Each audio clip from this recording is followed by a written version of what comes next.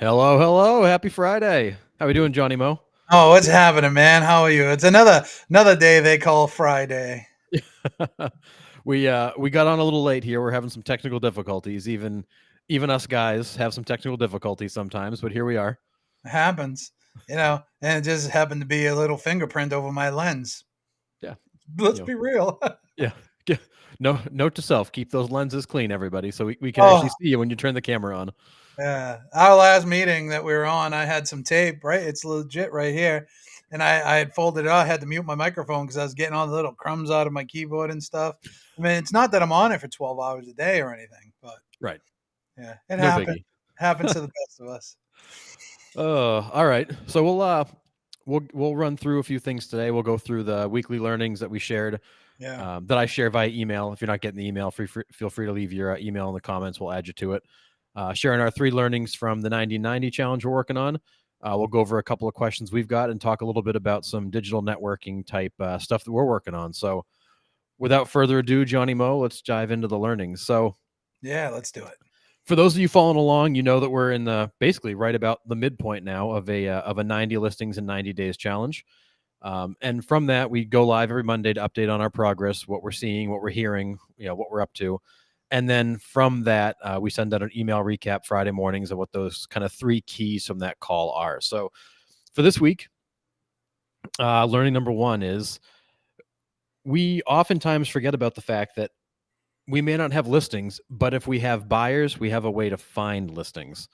And what I mean by that is that as you're working with buyers and they're narrowing down where they want to live, it's a great opportunity to utilize that information to go and look in those areas for listings, to prospect those areas for listings, because ideally you'll find a potential match for your buyer and you've now done your job for them. But if not, you may uncover a listing through that exercise that you can bring to market for a different buyer. Because right now, as we've talked about for the last 2.5 years, Johnny Mo, it's all about inventory.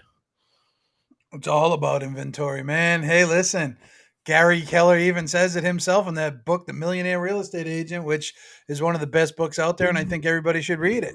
Listings leads leverage, Yep. right? If you got listings, you're generating business. You can satisfy your buyer clientele. Most people have more buyers than they do sellers. If you got buyers and you get access to listings, then you can satisfy that and make them more amount of money, right? Don't be dependent. I used to say that you were you don't be at the mercy of the MLS. Okay, Right. and a lot of people will do that. I don't want to try to point fingers or sound angry or anything. It's a good day. It's a good Friday. I want to talk about that though. Don't be at the mercy of the MLS and just waiting for it to see. Oh, look at my update. And I got my email this morning, and here's the new listings. Now there's a whole world of inventory out there. You have to go get it's not being delivered to you. You have to go get it. Yeah. Well, and I think, working with buyers, we can take the easy route with buyers and just watch the MLS just like they do. They do the same thing. They're searching Zillow, Redfin, whatever search you set them up on. They're looking at that too. But there's also an expectation from the client that you're not just watching the same thing they're watching, that you're doing the additional work to help them uncover something that works for them. And I think oftentimes we kind of fall back to, well, we're busy, so we'll just wait for them to call when they see that right place at the market. And really, a great way to differentiate yourself as a buyer's agent in any market, but especially this one, is to be out there looking for something for them versus waiting for it to show up. Yeah. I think so. And it gives you a purpose, it gives you intent, right? And I think anything in life that we do, if you have purpose and intent behind it, you can achieve great results. So if you have a buyer, they are hoping, and I think it's kind of, if you have a buyer agency, it's kind of your responsibility to go find properties that they may not have access to. Otherwise, what purpose do you serve besides, Right. oh, the fiduciary? Come on, man. What they're looking for is somebody to go find those off market deals, Yep. to network with the other agents, to do some marketing into areas, maybe even door knock and make some phone calls. Yeah, and as we hear from sellers a lot who are, you're talking to them and they're like, "Well, I don't know, maybe not right now." The easiest way to cut through the friction with a seller is to say, "I actually have a buyer who's ready, willing, and able right now to potentially make an offer on your home. Could Yeah. we come see it?" And that would then allow them to have the certainty that they could sell their house as they start to look for something else. But really, it's back to, I've got somebody ready to go. I can potentially find them the great house, and if it's not the right house for them, it'll be the right house for somebody else. But there are people out there that we can help, and there's buyers expecting us to be the expert, and go find them something. Yeah, 100%, 100%. And listen, I'm literally talking to somebody right now, and they said we want to live in Scarborough, and we want a home that's retirement kind of home, single Sure. floor living, not a lot of maintenance, newer stuff, vinyl siding, that kind of things. Being in an HOA would be even better for them. Yep. And we know our house will sell overnight. And they're 100% right. Yep. So we're not in a rush. If you find something, let me know. So that's a whole purpose to say, okay, what do we have? Right? Who's on the fence? Who might fit that property? That way we can say, hey, listen, you said you'd sell. We got this. You want to go look at it? Right? They will sell. They don't want to go to the market just yet because they're in the same situation as you. But camp's opening on April 15th. So they got a place to go for at least the summer. Yep. Right? So yeah, get out there, man. And one of my greatest sources, and I tell this story often, is a lot of times your people will be looking and inquiring because they're in that exact situation where they need to sell and then buy, but the lack of inventory is keeping them from putting their home on the market because they don't want to be homeless. Right. And that's a real thing. So if they got a place they can go with in-laws, if they have a secondary home or a camp that's coming up or something along those lines, that is an ideal situation for that person to sell. If they have to buy and then sell, they're going to be looking. So they're going to come across your property searches, your websites, however they come in. When you have the conversation with the people and you find out where they want to be, and this is a real conversation I had, must have been 5 years ago. They said, we only want to stay in Goffstown, but we want to stay on this side of Goffstown. On this side of Goffstown, there's a river that divides the two. So you Yep. either have to go into the village or Henry Bridge or go all the way into Manchester to get on the other side of Goffstown where the supermarkets are and everything. It's a pain in the ass. But they wanted to be on that side because it was less traffic. It was a better place to raise their family, in their opinion, blah, blah, blah. This is what they wanted. Nothing, not out of my mouth. So I said, they said, we'd like to be in this neighborhood, that neighborhood, or that neighborhood. Now, New Hampshire doesn't have big neighborhoods, right? Like, I remember going to my sister's place in Texas. A neighborhood is the size of a city. Oh yeah. And right, they got supermarkets in their neighborhood. And so I put out I mailed, I did newsletters, I made phone calls, we put everything out there. And I ended up getting somebody reaching back to me and said, we would sell. I bet they're kicking themselves in the ass now. They would give 500. They sold it for 389. But anyways, they said, yeah, we're not going to, I'm going to retire next year, but I'll rent a place if we can sell our house now with no headache. Made the Yep. thing happen. They listed the house. That happened. And I think I was able to totally get three sides out of that. All from one person. And I filled their need because somebody else came forward, didn't get that house, and I helped them get another house. So that's three sides that I got from that one listing. But when I originally talked to them, they were a buyer. Yep. Yeah, and that's oftentimes how it starts. They come in from one side of it, and they end up, you end up doing other things with them, or there's other needs you can fulfill, and that actually is a great segue into that second learning, which is, don't underestimate that domino effect, especially in a market like this. Yeah. When you find that listing, it comes to market, and that buyer who's also a potential seller now sees the house they want. All of a sudden, their house goes on the market, and they go write an offer on that. And then maybe that house fills somebody else's need. And we've actually seen a situation where a single listing brought to market was able to daisy chain several transactions. I want to say the number was 7 a couple of years ago. We could actually tie 7 transactions that came from a single listing hitting the market. We didn't have all 7. We had like 4 of the 7.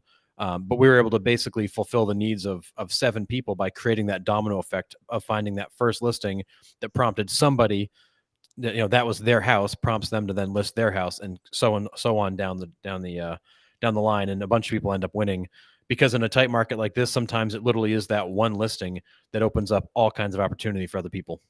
Yeah, it really is. And so listening to what their needs are, the market has the same need, right? So when you can get that domino going, and listen, the whole market is made of all little dominoes, right? Mhm. Whole bunch of dominoes.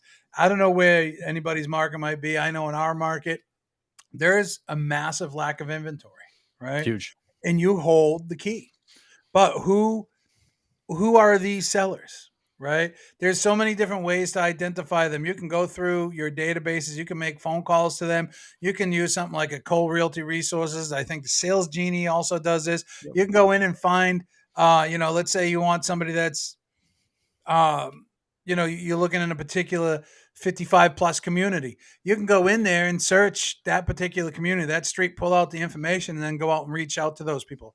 That's what I did. If they want to be in any town in particular, let's say there's a neighborhood in Scarborough they want to be in, or a neighborhood in Portland they want to be in, you can hit up that whole neighborhood.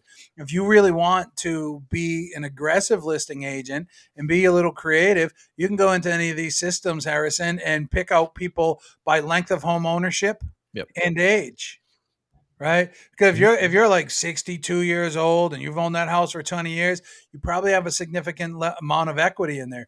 Do you want to stay there? Do you want to go to an active adult community? Do you want to go to Florida or North Carolina? What are your intentions? Because you've owned this home for 20 years, 25 years, you would make a boatload of money. Yep. Yeah, and it really is. It's playing matchmaker. We're back to the days of being able to play matchmaker for our clients. And in many cases, we can't rely on the market to give. We may have to go find to be able to solve that problem and find the right fit for them. So, and that then brings us to the last learning of the week. And we refer to this a lot as that hockey stick effect. And what we've seen, so we're at 20 listings in 40 something days. So we're about the halfway mark. We're at 20 listings, 20 out of 90. Obviously we'd love to be one per day and be right online, but we've done this challenge. I want to say this is our fourth or fifth time doing it, and we have successfully completed it. We've taken 91 listings in 89 days. But what I will say is more than half of those listings came in the last 30 days. So it's this hockey stick effect. You're going to pick up a few along the line, but as all these activities are happening, you're building that pipeline, you're getting into momentum, you're starting to build starting to build the force you need to come through this and also out of the backside of it. And you're going to find a lot of your results come at the back end of this challenge, and maybe even later after this challenge is technically over. And that's okay. You just have to stay with it long enough to get to the point where the reward comes, because right now you're building the foundation, laying the groundwork for the results. But you're not going to get those results the minute you start. You're going to get those results after you've been doing the activities for a certain period of time. So it's key right now that you don't get frustrated, you don't quit, don't say, "Oh, this doesn't work," which we're all guilty of. It's really a matter now of staying with the program, staying on track, continuing to measure your inputs, because the outputs will come, and they're going to come fast when you finally hit that point. Yeah, man, it's just like you don't show up at the starting line for the Boston Marathon and run the marathon, right? Right. It's a progression that you get to that point. You have to go through hell and hard work, only get to a point that's hell and hard work, right? Mm-hmm. And so you gotta. It's even like going to the gym and losing weight. You're not gonna hit your goal weight on day one. But what do they do? The 75 hard, right? Yeah, Is 75 hard. Yep. right? 2 workouts a day for 75 days. Don't get me wrong, you can skip a day or two in there and you're still going to get results because you get right back on track. But what they're doing is you're engaging in consistent activity. Yep. And that's the saying. You're engaging in consistent activity. And once you start to engage in the right consistent activity, you will get results. But it's like planting vegetables. You got to get the land, you got to get the earth ready. You got to plant them, you got to water them, you got to pick the seeds, and all of a sudden there's a little sprout. Well, you're still not making a salad. Yep. You wait for that sprout to grow and do something until it's harvest time, right? And then all of a sudden, it's like, I don't see anything. My earth is all, just barren and brown with lumps on it. And all of a sudden there's a bunch of little green things. Next thing you know, you got more cucumbers you don't know what to do with. You're bringing them to the office and giving them to everybody. Yep. And you think, oh, I'm gonna pickle these. And then you get sick of pickles.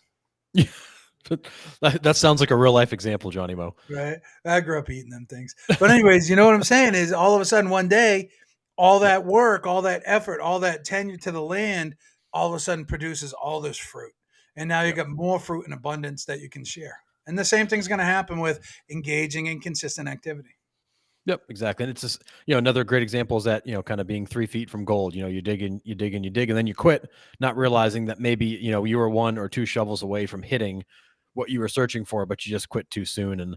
And that's ultimately this challenge is not, as we said from the start, this challenge is not about getting 90 listings in 90 days. That would be great. This challenge is more about getting back into the daily activities and routines that this business was built on, because the market's not what it was the last couple of years. The phone's not ringing off the hook. 3% interest rates aren't creating 3% interest rates and 10% inflation aren't creating, the motivation that it was. And we've got to get back into the habits of going and finding those people and not just waiting for them to come to us. Yeah. 100%. Matchmaker. And that's what our job really is, a connector. We need to be connectors, whether it's in the community, whether it's with people fulfilling their needs or whatever. The more connections that you can make, the more money you make. Yep. Yeah. And that's not even necessarily real estate specific. It's true in all businesses, all industries. If you own a hair salon, a car garage, or you're a real estate agent, I mean, those principles apply everywhere, because ultimately our value is derived from the problems that we solve. 100%.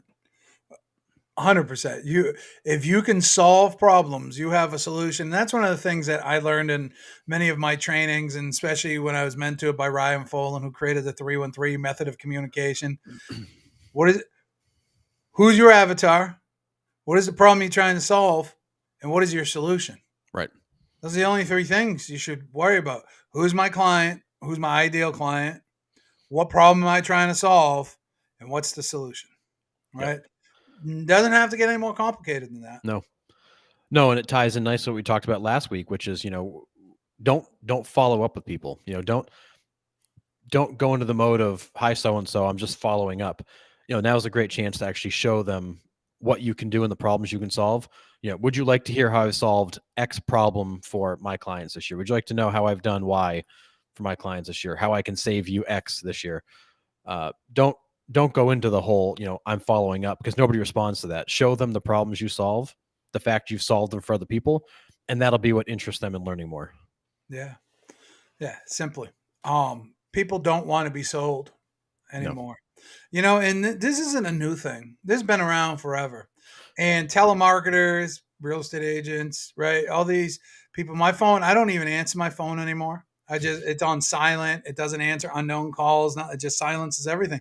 If I know who you are, I got 92 contacts.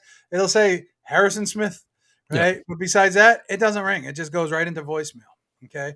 So if you're trying to get a hold of me, you won't, because I'm not interested in having that conversation. But more and more people are becoming like that, because we've been bombarded with emails, and I'm reducing at the same time. I'm going to say something completely off script. I'm reducing my digital consumption, and I'm more in the world of digital creation. Yep. So I'm not in there on these channels or anything. I hope you're doing well, but I don't care. Right? If it's not moving my needle forward, I have a hard time. If you're going through a hard time, happy to talk to you. I'll give you a heart or like or anything else like that. But the consumption of the data is just way too intense these days. And so when I can peel that back and become human again, people are like, oh, what is this? This feels so foreign to have an actual logical conversation. I'm not being sold to. When you can come from contribution, when you can come with value, when you can respect and value the other person for who and what they are, and not just look at them as a paycheck, they feel it too, right? Yeah. I can't tell you how many times, and I know somebody's going to do it now. I always get these deep people slide into my DMs. Hey, buddy, how you doing? Long time no talk. Let's get on a call. I want to catch you up on. I got a business opportunity you might be interested in. Well, I didn't seek you out. I haven't heard from you in a year and a half. Now all of a sudden you got a business opportunity. You thought of me? Thank you. What are you trying to sell me? I'm all set. So don't be that scutch, right? That's reaching out just to sell you something. Now there's two schools of thought in this, Harrison.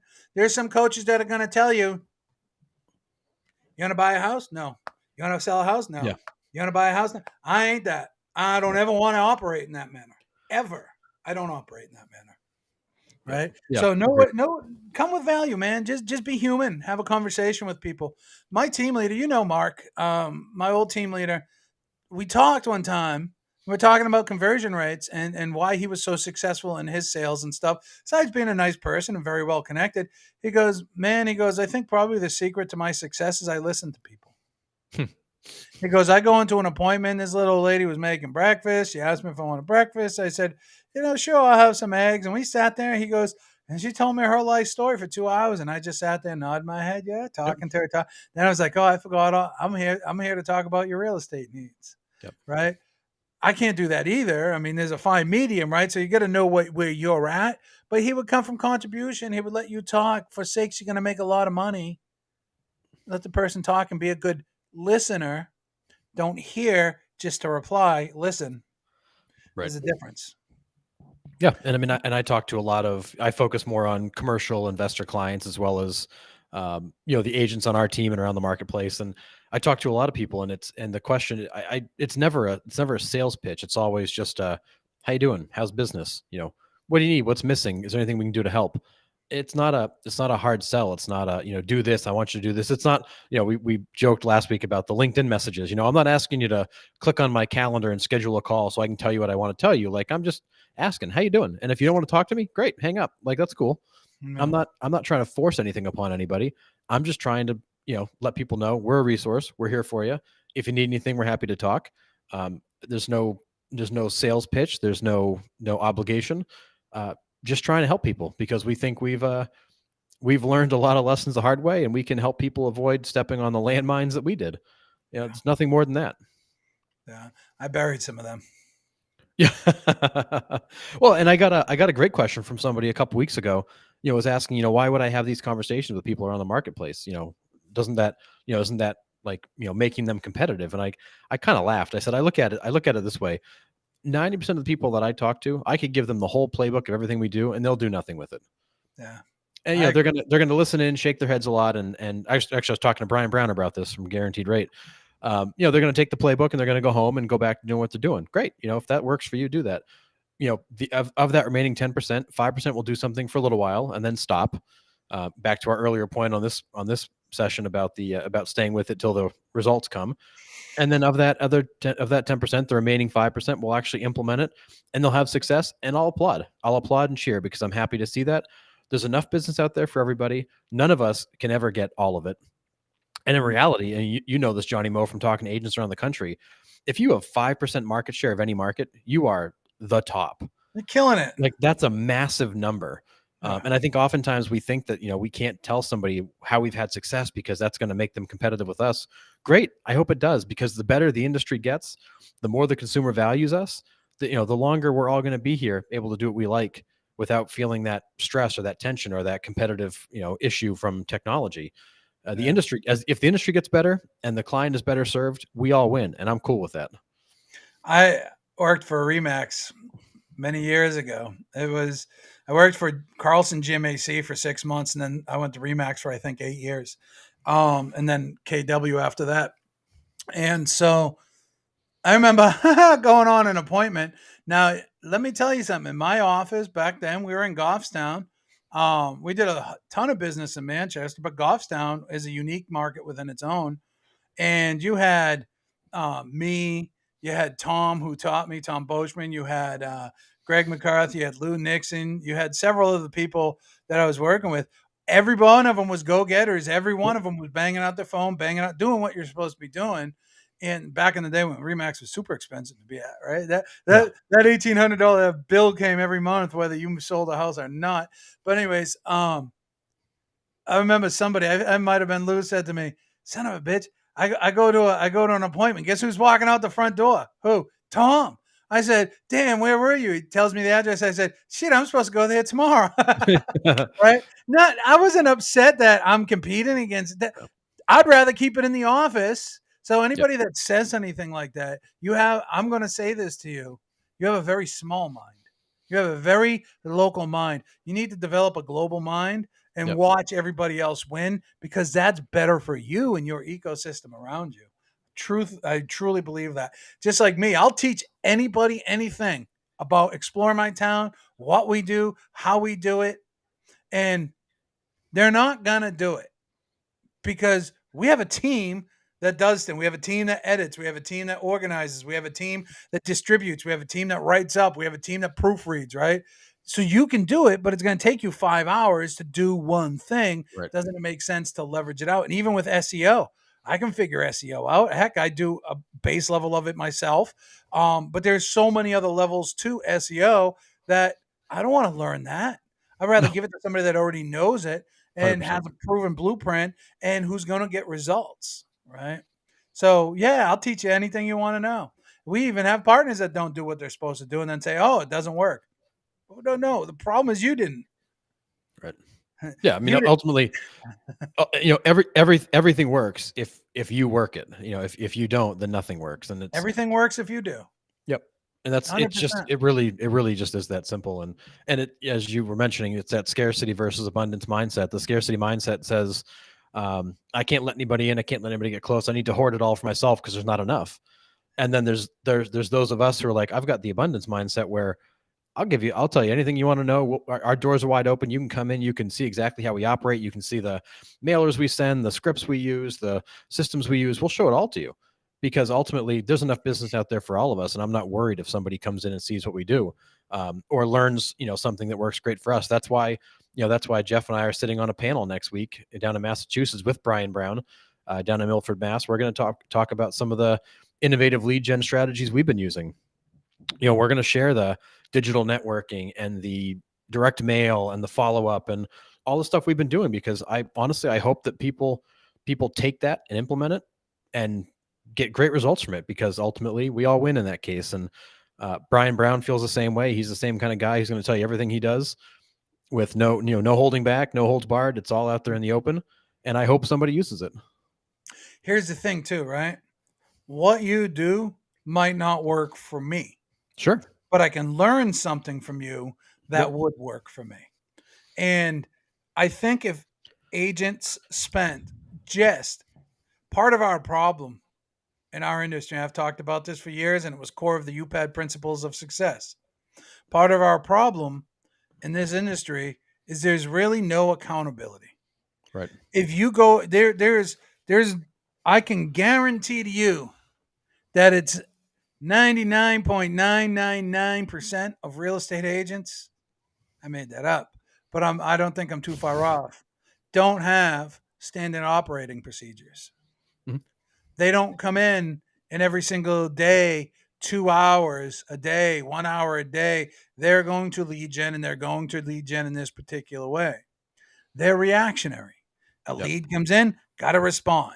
A call comes in, out the door I go. I'm not like that anymore. I used to be like that. I used to sell a crap load of real estate. Now it boggles my mind. I'm just like, how do you slow down, man? How do you operate like that, right? Because when you're reactionary like that, not proactive, there is never enough, because if you're not responding or reacting, then there's responding. If you're not reacting and being reactionary, then it feels like you're doing nothing, right? Right. That becomes the habit, and you can break that habit. Responding good. But how many people follow truly a time block schedule where it's like, okay, from 9 to 11, oh, I got to go do this and I got to go do that. And you got 101 excuses. Don't come at me sideways. Yeah. Yeah, no, and it's I'm glad you mentioned that, because we actually go through this business planning process with the team at our annual advance, our little retreat where we get together and talk about the business. We get together like end of Q3, early Q4, and plan for next year. We're looking at what the plans are for next year, and in that exercise, and we'll make that available online to people. In that exercise, we talk about the income goals for maybe 10% of the time, because we dive deeper after that into, okay, so you've got an income goal. Great. What does that mean to you? What are you going to do with it? What are the commitments you're making in terms of schedule, skill development, um, time block, all that stuff? Like what are the commitments you're going to make to contacts and all these things you need to do to get to that goal? And then ultimately, what are you going to implement along the way to make sure you get there? Because honestly, a goal with no plan is worthless. I can say I want to go make $1 billion next year. Cool. I'll get all excited about that. But if I have no idea what I'm going to do to go and accomplish that, then I'm punching at clouds trying to go after it. So really that business planning process is a small amount of it's focused on the income, and the majority of it's focused on the commitments you're going to make to yourself to achieve those goals, because that ultimately is where success is found. It's not in the goal, it's in the commitment to the goal. Yeah. It's a commitment to the goal and understanding that the path to that goal might change, might get bumpy, Yep. right? And it's that tenacity, but it's the commitment to the goal that determines whether you're going to get to that goal, whether how much pain you're going to like. Listen, let's just say something, right? I throw up in my mouth when people tell me, listen, if I offend you the way that I talk, I'm sorry. I just speak off my cuff, but I get it's some of it's real. Some of it's very, very, very real. I get sick to myself when people say, my goal is to help 50 people with my goal this year is to help 50 people with home ownership. Well, that's not your goal. That's not a purpose, It's not. right? So your commitment to that is going to be minimal because it's not really the reason it's 50 is because that's what your spreadsheet told you when you plugged in how much money you want to make and what your expenses were and where you want to hit that financial goal. That's a number. That's not passion. That's not purpose. That's not intent. And given any chance to hit a bumpy road or a rocky road, you quit, you stall, you make Yep. excuses, right? But if your commitment to the goal, your passion to the goal is like, let's just take the Matea organization for a minute. It's you got a bunch of mouths to feed, Mhm. right? So while 90 and 90 is the goal and everything else like that, it really sets the precedent for the rest of the year. And you understand, and I understand it from the fringe from being afar, that if we're able to hit these numbers, heck, we're going to be able to give 40. You did last year $40,000, $50,000, $60,000, $70,000 to charity. We're going to change these people's lives who are going to change these people's lives, right? Now there's something bigger attached to that goal. It's not about the listings. That is just a requirement that is needed in order to make all these other things happen. Right. So when you're able to remove that and look truly at what the purpose is and what the drive is, the commitment to the goal is that much easier. I want to lose weight. That's not really a goal. I want to lose weight because I have to lose weight because, right? And on this day, my blood sugars are going to be under 130 and I'm going to be at 180 pounds. And right now, all of a sudden, you've got definition to the goal versus just, I want to lose weight. Yep. Well, don't we all? Yeah. And so a couple points there. I actually posted a reel today from a podcast I did with Nick Laverier, who's a local agent, and he actually keeps a spreadsheet tracking his daily inputs. Oh, And wow. and he's looking at calls he made, hours he worked, water he drank. He's looking at all the things in his life that he can control that ensures he shows up in the right way. And this is a guy who's I want to say maybe just turned 30, but here's a young guy, big ambitions and goals, and he's not measuring how many closings did I have and what was my GCI, and he's actually measuring like how many contacts did I make, how many hours did I work, how many hours did I sleep, did I get an exercise in. Like he's actually looking at the things he can control that are allowing him to show up in the way that he needs to show up. And I was talking to somebody this week on a podcast we recorded, Olivia O'Toole, who's a coach, who's kind of more like administrative coach, and Olivia was a key part of the growth of a real estate team down in Central Mass, and she we were talking about clarity, and I made the comment to her of clarity is power, but it's also scary because when you've got clarity, expectations are clear, alignment is had, and the excuses are gone. But it's also scary because you've got to get clear. Like you have to have the conversation with yourself or your spouse or your partner or your team members, and actually have those conversations around what exactly that looks like. And we don't always want to ask somebody for something in a direct way. We don't always want to say, "Hey, I'm expecting you to do this." We tend to soft pedal it or deliver it in a way where it's maybe not so clear. And what we end up doing is we create our own lack of clarity because we're afraid to go right for clarity because we might offend somebody or they may not like us because of how we said it. Yeah. Don't be afraid of offending people because some people need to be offended. I Right. mean, and if they are offended, it may not have anything to do with you.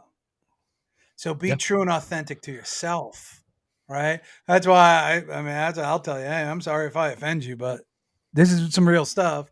Yeah, I mean, you got to have clarity. Without clarity, you got mud, Yep. right? Without clarity, you don't know what you're doing. You don't know what your KPIs are. You don't know what your daily, weekly, monthly rhythms need to be. You're just operating on reaction, Yep. right? Exactly. And I dealt with it early in my career. You know, I came from some big organizations. I ran some large teams for some big companies. And early on in my career, it was hard to get clarity because I was like, well, you know, I'm the young guy. I'm not going to tell these VPs and all that exactly what I think, you know, because they're not going to want to hear it. And quite honestly, you know, what do I have to say that's of any value? And as you get further down the line, you realize that you have to be that level of clear and transparent. Otherwise, you constantly live in this fog, and you don't find success in the fog. You know, you have to get all that out of there, have clarity, and you've got to be okay with people that don't always love your message, but they're going to be thankful you gave it to them in a way they understood, because now you all know what success looks like, and there's no confusion. None. You need to know what it is you want. And I'm going to even go a little spiritual on this. If you don't know what to ask the universe, let's just use the secret if that's too deep for some people. If you don't know exactly what you're asking for and how to have it delivered, then you can't complain when whatever is delivered is delivered. That Right. could also be nothing, right? You need to know and that clarity, man. Clarity is everything. To know what it is you want. And if you're working with customers, you got to be able to have that level of clarity too. You Yep. might not work with everybody. I see some people, oh, I'm a SRES. I don't even know what that stands for anymore. I'm a luxury listing certified. I'm this. I'm that. Well, man, you're a jack of all trades. You got all these different things. You work in all these different areas. I want somebody that is a luxury, somebody that only sells luxury. But I see selling trailers too, right? Yep. So, no, be very clear what it is you're asking for, what you're saying to people, what your image is, and what it is that you want. Yep. Yeah, it's very true. So with that, with Johnny Mo, we got a few more minutes here. Let's dive a little bit into some of the digital networking stuff we've been talking about and we're getting involved in. Yeah, I'd love to. So let's start off on the Explore My Town side, where you've got, you know, kind of some ongoing collaborations coming with people, which I think is really cool. Where, you know, you're coming across people that have similar interests, you know, whether it's the food scene or certain restaurants or certain areas that are actually beginning to reach out and asking to collaborate with you and with us on, you know, highlighting more restaurants, some of these areas, but also bringing a bigger group of people to the table to actually make this a collective effort. People over profits, bro. You know, I want to have relationships over contracts. I want to have conversations with people because the more conversations that I have with people of caliber, they know people. Okay. Yep. So when you're bringing in these other people and when you're out there as a creator and you're putting things together, you're meeting more people. That's just the way that it is. So the more of those people that I can have around me, the more conversations I'm going to have, the more opportunities I'm going to have. So my approach has always been, how can I talk to other people? Going to like BNI doesn't work for me. It's dry. I'm not a fan of it. I'm a believer in it. Yes. I'm not a fan of it. You understand? It's not Yeah. for me anymore. Yeah. I Right. love the concept. I don't like the format. Right. So, but I don't want to talk smack about it. I think they're a $1 billion company and they have helped so many people. The Huge. concept of business to business networking is vital. But I don't want to be constricted to this small group. Mhm. I am a free spirit. We are in 2023. We can be, do, have anybody we want. So I'm out there as a creator in the community. Communities, I don't know anybody, Yeah. right? I don't know anybody up in Maine except some family and stuff, and now you guys and things like that. And I got a, um, uh, going back and forth with somebody that owns multiple businesses over on Washington Ave, right? So, going to do a longer video. Going to get Jeff over there do a longer video. Now bring that person into your passion, my passion too. But this is your area, so you're taking the headway with it, which is the small business advocacy group. Because the more people you have together to talk, the more conversations you're going to have, the better your spheres become. High value. I want to build a network of high value, right? That's what I'm trying to do. I don't want to just network. I want a network of high value, people that are connected, people that are going to remember my name, people that I can say, hey, how can I help you? And when they start to see, oh, wow, you guys did Red Day. You guys went to this, with Keller Williams, you guys got Red Day coming up. Oh, you guys went and did this nursing home, or you cleaned up this yacht or whatever like that. This is all goodwill. And people start to see that. They can say, wow, I see that you're deep rooted in the community. Yeah, I'm into small businesses too, and I want to help you. Right. So now I also have another creator. She actually a marketing person at a large company up there, very global company. And so she's out doing these little food blogs. We're going to be able to get her more exposure to do what we on our channels and to our audiences. But at the same time, so she's going to win that way. But at the same time, we're going to win because we're going to have somebody creating content. So it's But not always just about selling more. It's about leveraging and helping each other rise and become our truest, highest form of ourselves. Right. So I'm going to help this person become their self. I'm going to help this organization over here get more exposure to their business. I'm going to make friends along the way. They're going to bring their friends. And next thing you know, we're going to have this big old small business advocacy group. And who's right in front and the center of it? You. yeah, Right? but if you do a collaboration with other content creators and give them more exposure, they're just going to steal our audience and leave us with nothing, right? Like, why would you do that? Now they're competitive. Mm-hmm. I'm not too worried about that. I'm not worried about that at all because in my mind, and I think we have to go through life with this conviction, I'm bigger than anybody can ever be. I'm not worried about somebody stealing my stuff. Yep. You know what? All they do is TikTok.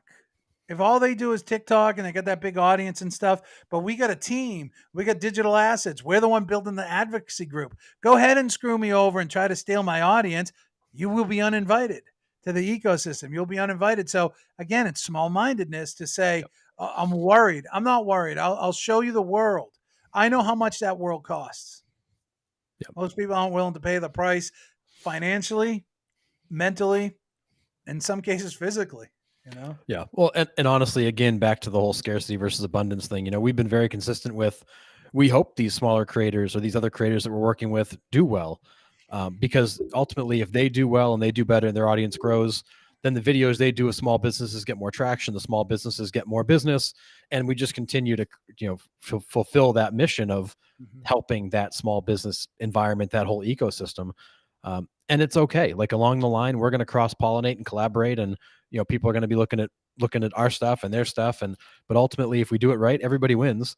And we're not worried about somebody stealing a few of our followers to their channel because exactly there's enough to go around. We'll never have everybody. We don't necessarily want everybody because that's becomes a little bit of a burden to manage. But we want to spread the word and ultimately see that mission successful. But that requires more than just us to get involved. The problem is, I think the mission that I'm on, the mission that you're on, it's bigger than self. And if somebody can only think of self, it's not a good fit for me. Yep. And, I know that there is probably going to be people that we bring into the ecosystem who have friends, brothers, sisters that are parents, siblings, children, whatever, that are real estate agents. Sure. We might never get any business from them. Great. But we're going to be seen in their spheres as somebody that contributes, that gives back and stuff. And it's about something bigger than self. It's about that advocacy. It's about that network. It's about the sense of community. Yep. Yeah. 100%. You're not going to get everybody. No. Like you said, don't want everybody. But I want all the listings. Yeah. Well, I mean, right now, I think everybody just wants any listings because we need inventory in the worst way. I think the stat I saw the other day was we're at half the inventory level we were at our most recent low. So when you look at the lowest point we've been at recently, we're at half of that level. So now this isn't even like pandemic level. We're now below that. It's crazy. Hey, listen, man, if you have a camp or you got a second home or an in-law apartment, it's a great time. I'm going to go sleep on Jeff's couch. That works. He'd love that, by the way. I bet he would. Lots of good stuff going on, Johnny Mo. We got to wrap up here, but Yeah. we've got some cool stuff coming in terms of some technology and some training and some support, trying to help agents that want to get into digital networking create that ecosystem where they can invite people in and become that, that digital mayor, that super connector. We got a lot of offerings that are coming forward that will help with that. We're huge believers in that. That's why we're doing it. And thankfully, I think you've paved the road for people to do it a lot easier than we have, because we've had to do it the hard way because we didn't have all these cool tools. But it'll be nice to see them all come to fruition and give people the opportunity to be that local person that really does bring the community together. Yeah. I think some of the stuff that we're about to roll out, and it's not my creation, but bringing the people into the fold, who are the experts and everything else like that. And yeah, it's not. Again, I'm going to I'm going to say what we just said, and I'm going to say it here. I ain't looking to work with everybody. I don't want to work with everybody. Yep. Right? I ain't looking I'm not looking to lower agent failure rates and all this other stuff. All that stuff is bigger than I can ever be. Right? That's not my passion. It's not my purpose. My purpose is to put people to be the front and center piece of their community, to build these networks of high value so they can give back to the community, because the more they give back to the community, the better it is for us, for everybody else involved. That's our goal. That's our mission. But we want to work with the people that A, are community centric, B, understand the power of digital and social, C, understand search engine optimization, all these other things, not these Chucky Funyuns that, I get Chat GPT, I'm going to go do everything on my own. Okay, Fizbo. Real estate agents are the first people to criticize anybody else for doing the job on their own, which, Yep. I'm going to say something unpopular. It's not hard. But a lot of tediousness, but it ain't hard. But they want to do everything on their own. Okay, go ahead. That's not a Great. good fit for us, right? Right. That's not a good fit for us. So yeah, we got some pretty cool things coming down the road. Listen, search engine optimization and real AI isn't cheap. Right. The good AI tools you have to pay for, and it's not just one. We got 6. You know? And I think for those people that are thinking about trying to do this all by themselves, I would highly encourage you read the book Who Not How, because there are people that are going to be able to do these things for you in significantly less time than you can do it for yourself. And those things you're working on that are taking you away from your core mission or the core activity you should be doing, it's really a double whammy. Not only are you spending you're spending time on things you shouldn't be doing, but you're not spending time on the things that make you money. Yeah. And listen, at one time Google tracked and Google can track and figure anything out. Okay. Let's just say that, because you know why? Google has their own AI too. Yep. So they can pick up and they can sniff out content that's AI, not AI, right? With pretty good results.